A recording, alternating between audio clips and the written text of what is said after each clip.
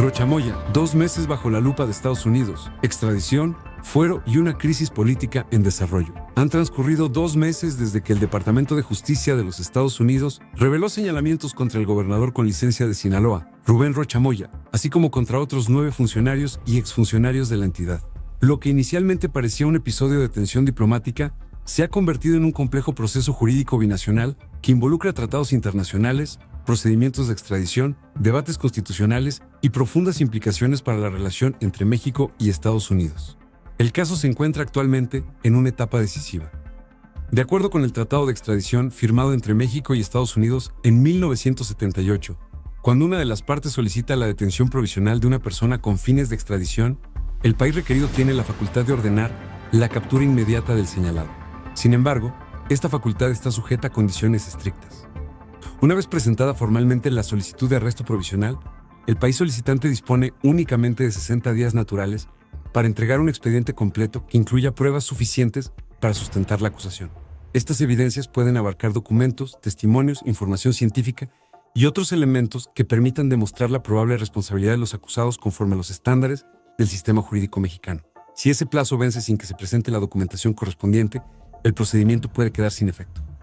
El tratado establece que, en esos casos, cualquier medida de detención provisional debe ser levantada, el reclamado debe recuperar su libertad y el proceso de extradición podría quedar paralizado o incluso anulado. Según la información disponible, la Secretaría de Relaciones Exteriores recibió la solicitud de detención provisional contra Rubén Rocha Moya y otros involucrados el 29 de abril de 2026, remitiéndola de inmediato a la Fiscalía General de la República. Desde ese momento, autoridades mexicanas habrían advertido que el expediente presentado por fiscales estadounidenses carecía, al menos inicialmente, de elementos suficientes para satisfacer los requisitos probatorios exigidos por el sistema penal acusatorio mexicano. También se cuestionó la difusión pública realizada por agencias estadounidenses antes de concluir los mecanismos bilaterales de revisión, al considerar que dicha exposición podría afectar principios relacionados con el debido proceso y la confidencialidad prevista en los acuerdos internacionales. Conforme se acerca el límite procesal de los 60 días, el asunto ha ingresado en una etapa de escrutinio particularmente rigurosa. El embajador de México en Estados Unidos, Roberto Lacerí Montaño, confirmó recientemente que los procedimientos relacionados con Rubén Rocha Moya, Enrique Insunza y Juan de Dios Gámez continúan desarrollándose dentro de los cauces institucionales. Asimismo, señaló que el gobierno mexicano solicitó información adicional y pruebas contundentes que permitan acreditar de manera suficiente las conductas atribuidas a los señalados. El Departamento de Justicia estadounidense deberá entregar ese material para que la Fiscalía General de la República pueda presentarlo ante un juez federal y justificar eventuales órdenes de aprehensión definitivas. En caso de que las evidencias sean consideradas insuficientes o no sean entregadas dentro de los tiempos establecidos, México tendría bases jurídicas para rechazar la petición de extradición, argumentando falta de sustento probatorio.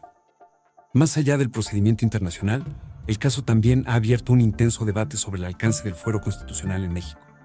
Las circunstancias jurídicas son distintas para cada uno de los principales personajes involucrados.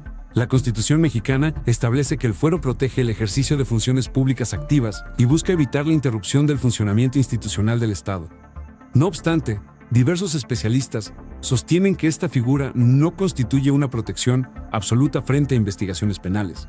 En ese contexto, Rubén Rocha Moya y el alcalde de Culiacán, Juan de Dios Gámez Mendívil, solicitaron licencias para separarse temporalmente de sus cargos. Estas licencias fueron aprobadas por el Congreso local el 2 de mayo de 2026. Al suspender el ejercicio de sus funciones públicas, ambos habrían perdido la inmunidad procesal asociada a sus respectivos cargos. De acuerdo con esta interpretación, podrían ser sujetos de investigación, detención o incluso de procedimientos de extradición sin necesidad de iniciar previamente un juicio de desafuero. Distinta es la situación del senador Enrique Insunza Cázares. El legislador permanece protegido por el fuero parlamentario, ya que conserva su condición de senador en funciones. Insunza ha optado por mantener vigente su escaño mediante solicitudes breves de licencia y ausencias estratégicamente administradas durante los periodos legislativos. Esta estrategia le ha permitido evitar la pérdida de su inmunidad constitucional mientras continúan las investigaciones. En paralelo, algunos de los implicados han recurrido a mecanismos legales para intentar contener posibles acciones judiciales. Uno de ellos es Gerardo Mérida Sánchez, quien promovió un juicio de amparo antes de optar por entregarse voluntariamente a las autoridades estadounidenses. En mayo de 2026 obtuvo una suspensión temporal que limitó la actuación de las autoridades mexicanas en su contra. Sin embargo, posteriormente abandonó esa estrategia al cruzar la frontera por Arizona y ponerse a disposición de las autoridades de Estados Unidos. Por otro lado, Alberto Jorge Contreras Núñez, ex jefe de la Policía de Investigación de Sinaloa, mantiene una batalla legal contra medidas adoptadas por la Unidad de Inteligencia Financiera. El 18 de mayo, la UIF ordenó el congelamiento preventivo de cuentas bancarias pertenecientes a Rubén Rocha Moya y a los demás señalados en el expediente, bajo la hipótesis de posibles operaciones relacionadas con lavado de dinero. Contreras Núñez promovió un amparo para intentar revertir el bloqueo de sus activos financieros. Sin embargo, un juez federal rechazó concederle la suspensión provisional al considerar que liberar recursos sujetos a investigación internacional podría afectar compromisos asumidos por México en materia de combate al crimen organizado y financiamiento ilícito. La resolución definitiva sobre ese recurso está programada para discutirse durante julio. En medio de este escenario, Rubén Rocha Moya compareció ante la Fiscalía General de la República el pasado 26 de mayo en la ciudad de Culiacán. Tras su declaración, difundió un mensaje público asegurando haber respondido a todos los cuestionamientos planteados por el Ministerio Público Federal. Además, afirmó estar dispuesto a atender cualquier requerimiento adicional de las autoridades investigadoras. En sus palabras, aseguró que continuará defendiendo su posición y buscando que prevalezca lo que considera la verdad de los hechos. También acudieron a declarar otros personajes incluidos en el expediente, entre ellos Juan de Dios Gámez, Enrique Insunza, el exvicefiscal Dámaso Castro Saavedra y diversos exfuncionarios vinculados a áreas de Procuración de Justicia y Seguridad Pública. Pero el impacto de este caso va más allá de las personas directamente involucradas. Especialistas en seguridad internacional consideran que México enfrenta una situación particularmente delicada. Jesús Pérez Caballero, investigador del Colegio de la Frontera Norte, sostiene que el gobierno mexicano se encuentra atrapado entre dos escenarios complejos. Por un lado, atender plenamente las exigencias de Washington podría interpretarse como una cesión de soberanía frente a decisiones tomadas por una potencia extranjera. Por otro, rechazar las solicitudes estadounidenses sin una evaluación técnica exhaustiva podría generar tensiones diplomáticas significativas. Desde esta perspectiva, la estrategia del gobierno federal no estaría enfocada únicamente en defender a un actor político en particular, sino en proteger el funcionamiento del sistema institucional mexicano y evitar que se establezca un precedente que permita a gobiernos extranjeros influir directamente en procesos políticos internos. Para algunos analistas, la preocupación radica en que acciones unilaterales provenientes del exterior puedan alterar dinámicas políticas nacionales y generar incertidumbres sobre la estabilidad institucional. Todo ello ocurre en un contexto especialmente complejo para Sinaloa.